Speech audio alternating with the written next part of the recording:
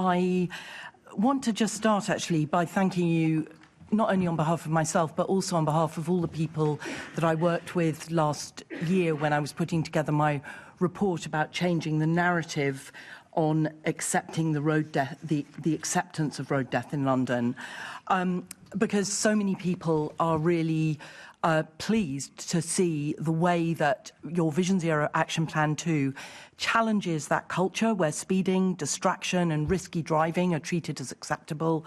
You've recognised that mistakes happen and that the system needs to change. You've really talked about that collaboration for everyone to be taking part in it. So that's the boroughs, it's the police, it's TfL, it's the ambulance service, it's everyone in London working on Vision Zero. And most importantly, you have centred the needs of the lived experience of bereaved families and the injured survivors of road traffic collisions. So I just wanted to start off actually by just thanking you and thanking your teams at TfL for having done such an awesome job on it. Can I just respond to that, which is this is personal to both of us because through the member, I've met victims and bereaved families, and it changes you. It changes you, and I think she should get recognition from the Assembly about the difference she's made, not just in terms of making our roads safer. She was quite powerful in educating me about what happens after an accident. And the support we will now give in perpetuity to the victims of an RTA is down to her lobbying. And she will know the pilot we introduced, which I said I'd see the evidence. And the pilot we introduced, thanks to her lobbying, was so powerful in terms of the difference it made to the victims and survivors. It's now going to go in perpetuity. We've got funding in place. And yes, we want to reduce the numbers of road traffic accidents. Yes, we want to reduce the number of people killed or seriously injured.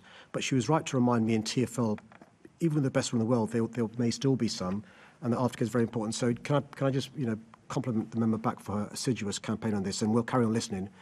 She does support us, but she does challenge us as well.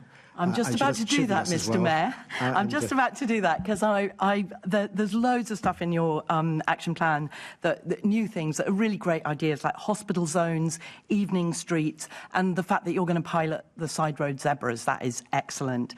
There's one thing that, when I was reading it through, that really jarred for me, and that was the disconnect between TfL and the Met in responding to unsafe and illegal e-bikes.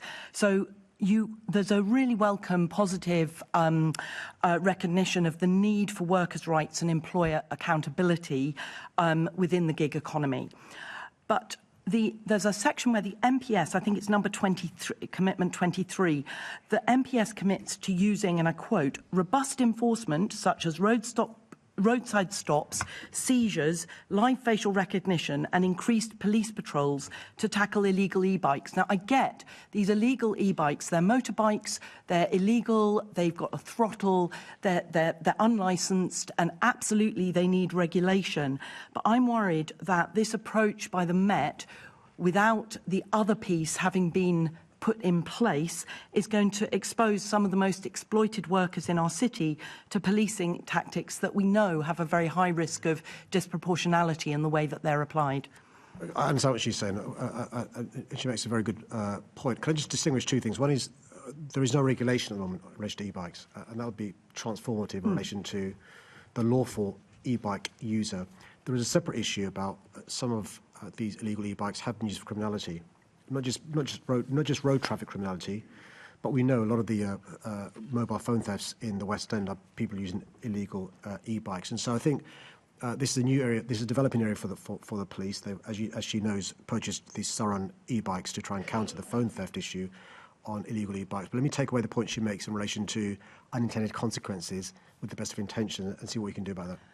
That's great. There's a really good report from Possible called Hot Wheels, which has a lot of information, and it's just the fact that gig economy workers, they need access to safe bikes before they get a police crackdown. But I'm going to move us on because we've previously discussed the gap in support for Londoners bereaved or seriously injured in a road traffic collision following the closure of Road Peace.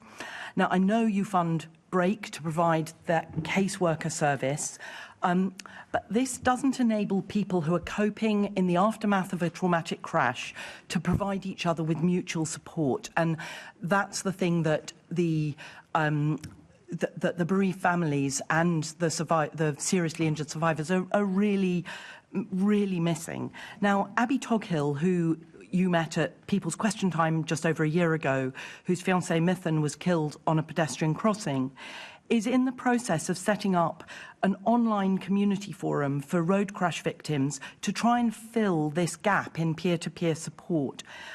This is something that the Assembly agreed a cross-party motion on back in January about wanting to find a way to fill that support. Now, Abby's proposal just might be able to fill that gap. So I wondered if you would be prepared to meet with me and Abby to discuss this, this proposal that she has. Well, Chair, I know that TfL have stakeholder forums. I'd be more than happy for the team at TfL, including the Deputy Mayor, to meet with Caroline and Abby to discuss how the group Abby's setting up can be part of this invaluable stakeholder group. I mean, Breaker on there, Sarah Hopeline and many other stuff. So let's take that away. I'm more than happy to work with her. Thank you very much indeed.